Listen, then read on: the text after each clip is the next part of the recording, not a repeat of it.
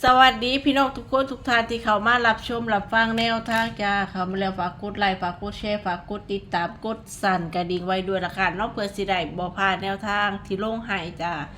สำหรับพี่น้องท่านใดที่เข้ามารับชมแนวทางใหม่ๆจ้าก่อนสิไปรับชมรับฟังหางเสียงมื้อนี้จะสรุปแนวทางหางเสียงวันที่7ก่อนวันที่7เดือน8วันศุกร์ที่ผ่านมาหางเสียงรอบเช้าเด่น32โพ้นจ้า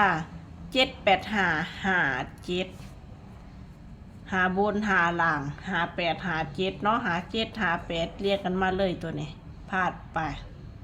ระบาย9กับ8 803 7หาพี่น้องเอ้ย8ของเฮาก็อยู่หลักร้อยพี่น้องสำหรับหางเซงวันที่7นี่ถือว่าพลาดไปทั้งเช้าทั้งบ่ายจ้ะเช้ากับบ่ายตัวเดียวกัน7หา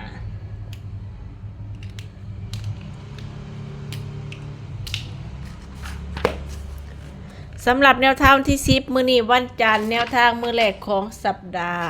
แนวทางรอบเช้าเด่น2กับ1จับคู่2 2 2 2 2 7 7 2 2 5 5 2 2 8 8 2เด่น1 1 2 2 1 1 3 3 1 1 5 5 1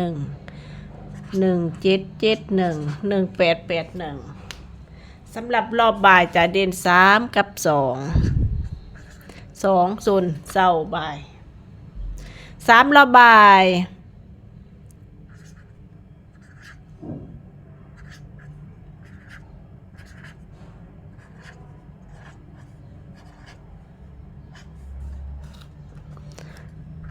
2รอบบ่าย2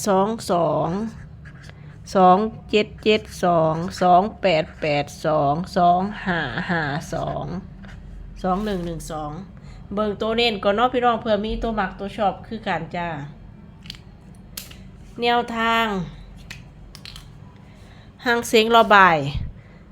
เน้นไป2 7 7 2 2 5 5 2 3 7 7 3 3 8 8 3รอบเศร้า1 5 5 1 1 8 8 1 2 7 7 2 2 2มักตัวได้ชอบตัวได้การนำไปเป็นแนวทางได้เลยถ้าบ่มีตัวมักตัวชอบกับปล่อยผ่านได้เส้นเดียวกันจากแนวทางมีข่าวแล้วก็มีรุดจากวิเคราะห์กันอีกทีหนึ่งละค่ะแล้วก่อนสินำไปเป็นแนวทางจ้าขอให้ปังขอให้โชคดีกันทุกคนทุกท่านจ้า